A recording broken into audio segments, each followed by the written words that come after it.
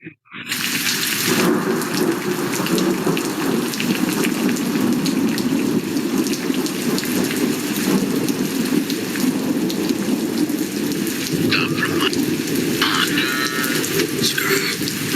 my black pills at the pit stop from my gangster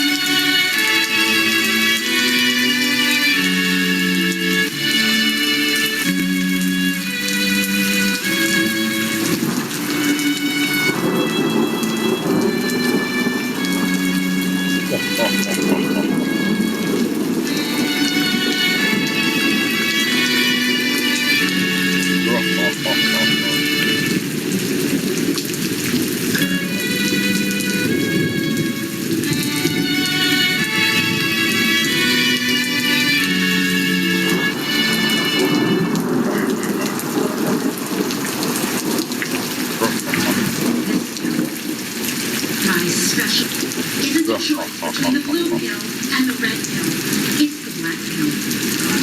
This pill.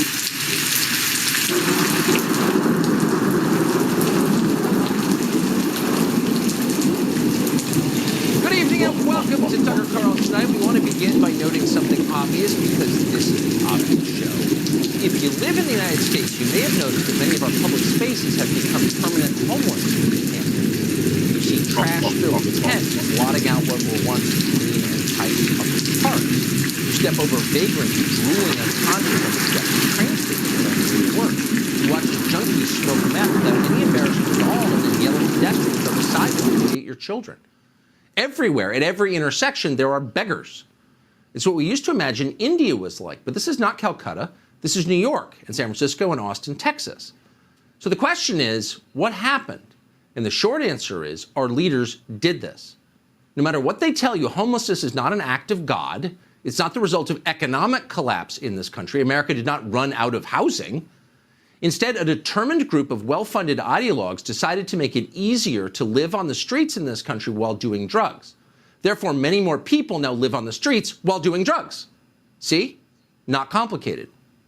In 2005, an unemployed alcoholic called Basil Humphrey enrolled in a rehab program in Boise, Idaho. When Humphrey refused to stop drinking, the rescue mission kicked him out. Those were the rules, and he spent months sleeping outside, as so many do. I heard that? Exactly. See, when you try to do the right thing, then society leave you high and dry, you know? Society and the government doesn't try and invest in those who try to invest in themselves, right?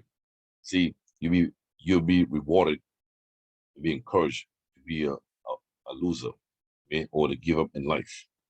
You know, this right here, what you're able to see, these are men who went black pill, but they went left, they became zombies, black pillars.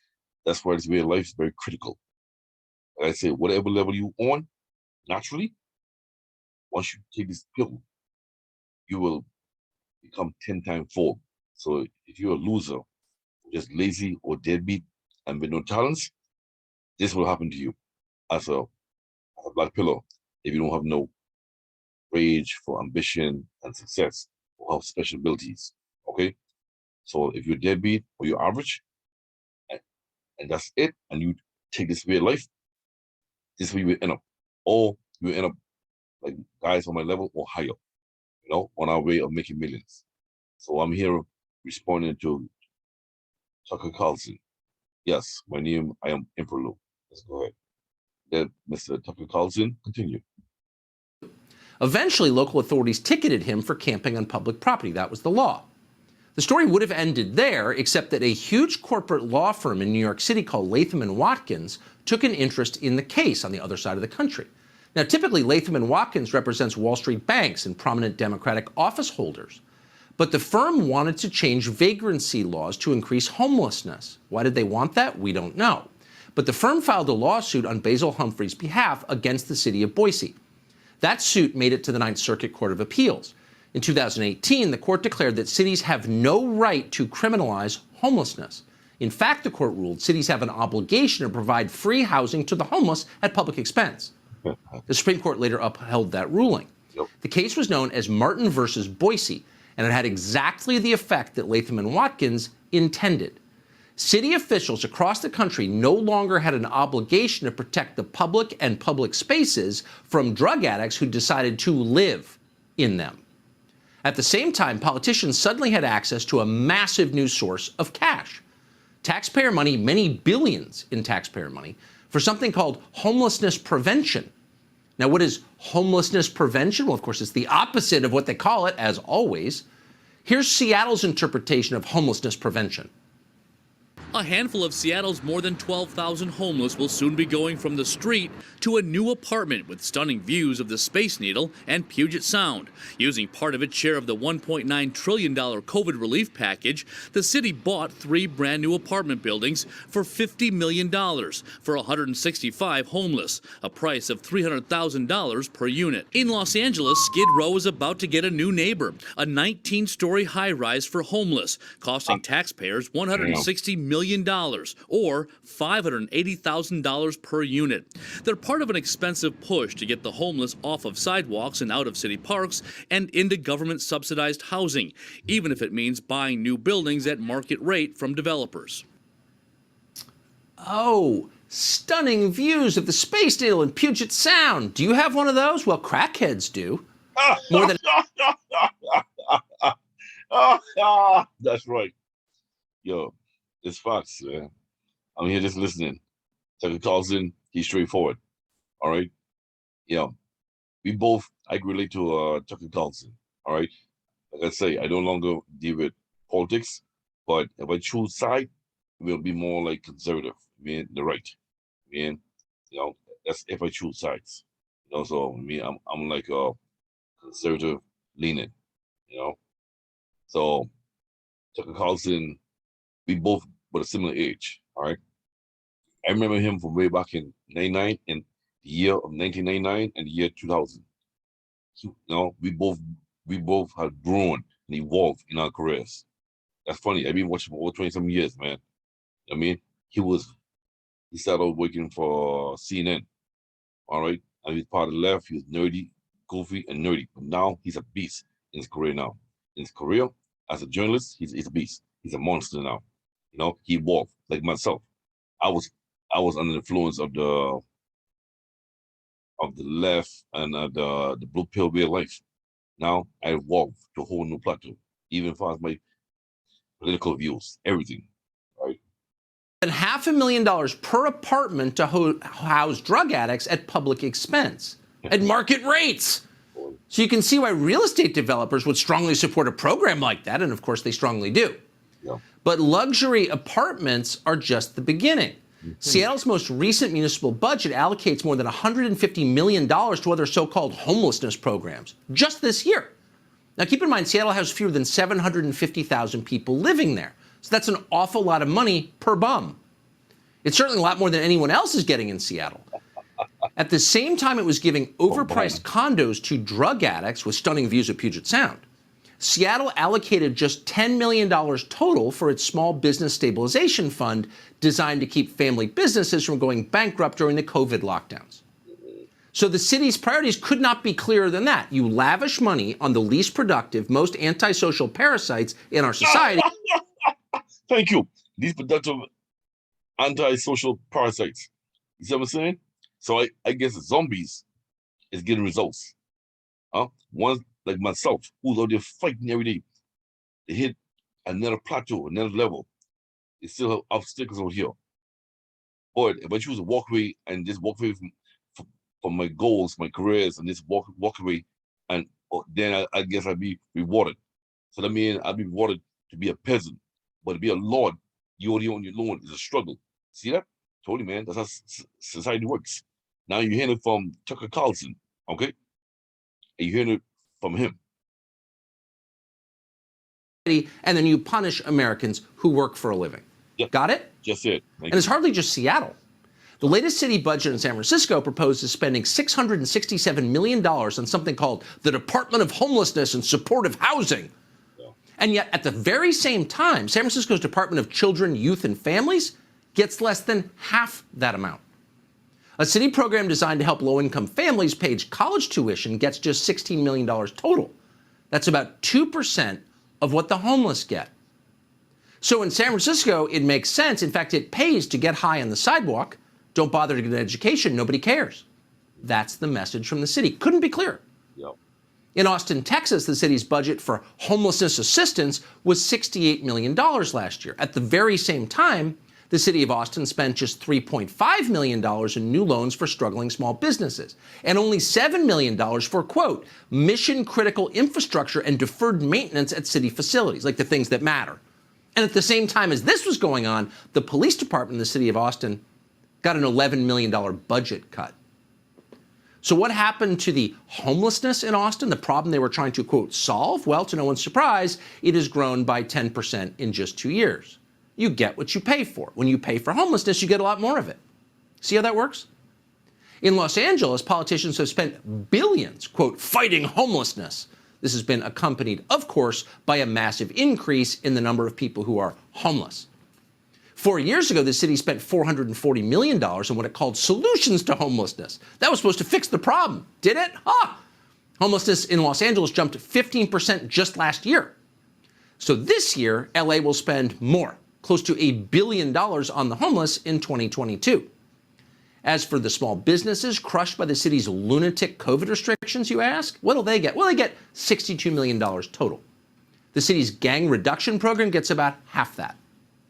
So politicians in Los Angeles are at the very least very clear about their priorities. What has this done to LA? We don't have to look far to see the answer to that. Last week, a homeless man walked into a furniture store on the west side of Los Angeles and murdered. Heard that? You heard that? Murdered a graduate student who was working alone there. He stabbed her to death for no apparent reason and then walked out. He's still at large. She was 24. Now she's dead. Today, that's what I'm talking about. It's real life. Like I said, don't come over here. Don't come over on this real life. You haven't put in no dues. Or you just, let's say, especially when you're young, you just come out to your parents' house. Or you came up and wake up out of the couch of your mom's basement and then expect life to just fall into your lap overnight. And then when you take this pill, you become a zombie. Just like what Chuck and Carlos is talking about right now. Become a zombie, they be taking rage out on innocent people. All right? That's what happened. So when you come over here, it's only two ways you're gonna go. You will become 10 times foes, whatever you naturally are. Talented, ambitious, and you have strategy and solutions. Yes. If you don't, you just want everything falling in your lap overnight, you become like one of these people right here. You become one of those who will be a threat to innocent people. All right? her father told Fox and Friends that he holds city officials responsible for the killing. Watch. What's endemic in our society right now is that everybody seems to be oriented on giving back rights and bestowing favor on people that rob others of their rights. We should be celebrating the good in people and trying to recognize that that's the job they have, is to try to elevate that, to make communities better, to make people care more, to not tear down communities by exposing them to people that are falling out the bottom that really don't care about the other human beings and just think they can do whatever they like in our society, and they are doing it more and more in every community. Pretty composed for a man who just lost his child, but he's absolutely right. Focusing our attention and our money on people who contribute nothing, who only detract from the project that is this country, who don't help their communities or anybody's community, who hurt other people, who live solely for themselves, who are a danger to the rest of us, that's insane. And so that girl died, and she wasn't the only one. Last month in Los Angeles, a man called Carrie Bell murdered a 70-year-old emergency room nurse. She was on her way to work, one of the people we should be celebrating. Now she's dead. Who's the man who killed her? Well, Bell had a long criminal record. He had a prior arrest in L.A. He had arrests in other states as well. But authorities let him go and kept letting him go. Bell was homeless. He was a victim. He was part of a protected class. And then he killed somebody. Here's Fox LA's report on that. Days after a brutal attack at a Union Station bus stop, a beloved nurse lost her life. Sandra Shells worked at LA County USC Medical Center for decades, where she was highly respected and revered. Shells was allegedly assaulted Thursday morning by a homeless man, now identified by police as 48-year-old Carrie Bell. They say he hit Shells for no apparent reason, the force knocking her to the ground and fracturing her skull. Police say they found him sleeping nearby about 90 minutes later and arrested him without incident. She was an emergency room nurse walking alone to work. And now she's dead. Another woman murdered by the homeless. And don't lie to yourself. No one in LA is ever going to do anything about it. You're probably going to hear outraged noises for a few days, harumph, harumph, harumph. But politicians will quickly get back to showering the unhoused community with another $1 billion. What you're watching here is civilization collapsing in real time. And it's not new. Here's video our producers shot in Los Angeles in the spring of 2019, almost 3 years ago. It shows homeless encampments downtown on 3 separate blocks. It starts at 5th and San Pedro, and then it goes west, seemingly forever. So in January of 2020, the LA Times reported that, quote, California's railroad tracks are now lined with men and women sleeping in tents or under cardboard boxes. In America, by the way. Well, in response to this, Governor Gavin Newsom announced another $12 billion in state funding to, quote, fight homelessness. How'd that work? We'll hear the results. From Skyfox, the images are startling. Thousands of empty or damaged packages lining the tracks along the Union Pacific LA Railway. Amazon packages, UPS boxes, all meant for delivery to customers along the West Coast. They're opened by cargo thieves who take advantage of the trains stopping or slowing down to break into the containers.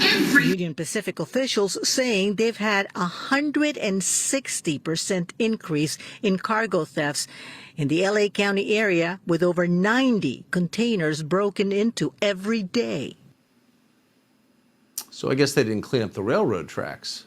$12 billion and disorder got worse. But of course, allowing people to live outside and defecate outside in public places and use drugs outside in front of our children is both the cause and a symptom of growing disorder and chaos. It's the degradation of what holds us together as a civilization.